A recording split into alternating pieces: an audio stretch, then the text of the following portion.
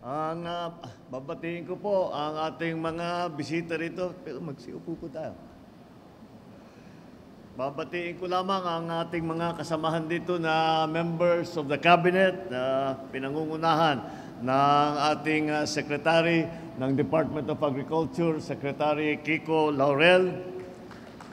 Andito rin po ang ating DILG Secretary, Secretary John Vic Remulla. At siyempre, ito yung pinakakilala ninyo at siya'y gumagalaw at laging nauuna pagka may sakuna at may problema, ang ating DSWD Secretary, Secretary Rex Gatchalian. At nandyan din po ang ating Secretary ng ang aming SAP Secretary ng Special Assistant to the President, Secretary Anton Lagdameo. And our Press Secretary, of course, Secretary Cesar Chavez. Ang ating Camsur 2nd District Representative, El Rey Villafuerte Jr.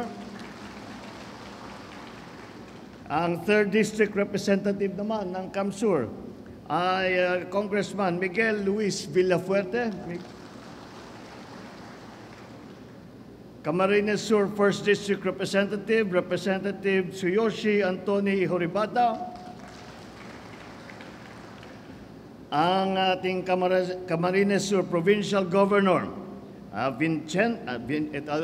will read out your full name, Vincenzo Renato Luigi Villafuerte.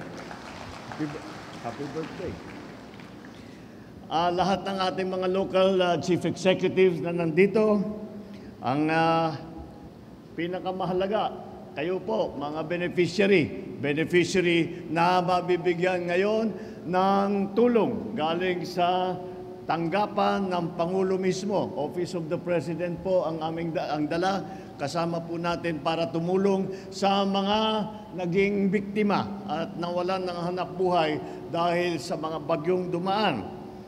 At aking kasamahan sa pamahalaan, nasyonal at saka sa lokal, ladies and gentlemen, marhay nga aga sa gabos.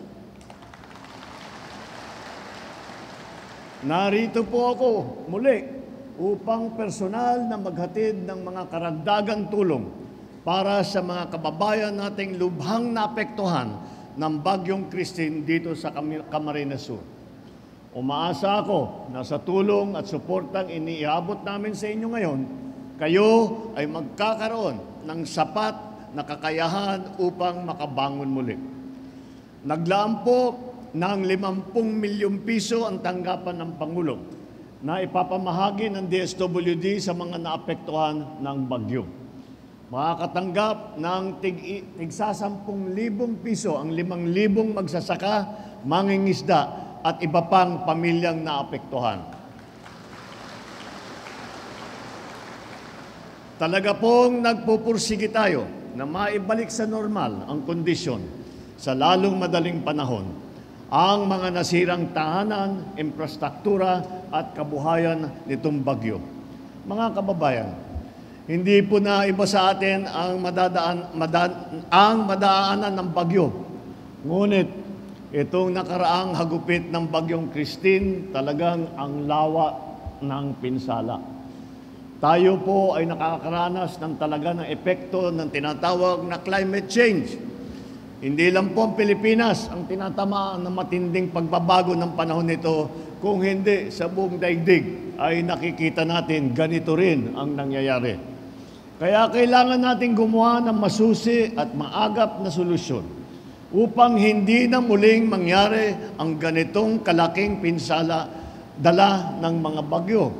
Nagbigay ako ng direktiba sa bawat ahensya ng gobyerno na gumawa ng mga estratehiyang akma sa ating pagmamalawakang batinding pagbaha at maiwasan na ang ganyang klaseng baha sa kabila ng inaasahang pagbabago ng panahon. Inatasan ko ang DPWH na muling pag-aralan ang Bicol River Basin Development Program. Hulyo nitong taon ay nakumpleto na ng Department of Public Works and Highways ang updating, ang pagbabago ng master plan at feasibility study ng Bicol River Basin upang gawin itong akma sa mga hamon ng pagbabago ng klima natin. Sa kasalukuyan ay inaayos na ang detailed engineering design na inaasahang masisimulan sa first quarter na susunod na taon. Next year, pagsimula ng pagpasok ng New Year na 2025 ay masisimulaan na natin itong ating mga ginawang plano para hindi na ganito kalala ang pagbabaha sa Bicol River Basin. Inatasan ko ang DPWH, DNR at DILG na makipagtulungan kasama ang lokal na pamahalaan upang maging integrated at future-proof ang kanilang mga plano at proyekto para sa Bicol River Basin. Ngunit, ang mga proyektong ito ay mababaliwala kung hindi naman ito magtatagal, lalo na ngayon na ang kalaban natin ay ang matinding pagbabago ng panahon. Bakit ko sinasabi yun? Dahil sa buong kasaysayan ng Pilipinas, hindi pa tayo nabuhusan ng ganitong karami, ganitong kabigat na ulan. Dahil wala naman tayong climate change noon. Ngayon, nandito na po ang climate change. Kagaya ng aking sinasabi, kung maaari lang, papalitan natin ang panahon, papalitan natin yung weather. Ngunit hindi pa natin kayang gawin yun. Kaya paghahandaan na lang muna natin para matiyak na hindi naligtas ang mga taga-Kamsur at lahat ng ating mga kababayan na inaabutan at tinatamaan ng mga malalakas na bagyong ganito. Kaya sa DPWH, DOTR, DTI at iba pang ahensya, dapat masiguro natin na ang infrastruktura ay matitibay at pinag-aralan ng mabuti. Suriin ninyo ang mga materyales na gagamitin at mga proseso sa pagpapagawa ng mga ito. Para naman sa DBN, sisiguruhin na tuloy-tuloy ang pagtugon sa mga ahensya ng gobyerno sa pamamagitan ng Quick Response Fund. Lalo na at may banta pa na panibagong bagyo. Sa puntong ito, nais kong muling pasalamatan ang ating mga kasamahan sa ASEAN. Ang ASEAN na nagpadala po ng tulong kahit kagaya ng ibang lugar, tinamaan din sila ng bagyo, ngunit binigyan pa rin tayo ng tulong. Kaya't nagpadala sila ng eroplano, nagpadala sila ng gamit, pati na rin ang pribadong sektor na handang umagapay sa pagpapalawig ng mga proyekto ng pamahalaan. Mga kababayan, hangad ko na mas patibayin pa ang ating pagkakaisa at pagtutulungan para sa isang maliwanag na bagong Pilipinas. Maraming salamat po sa inyo lahat.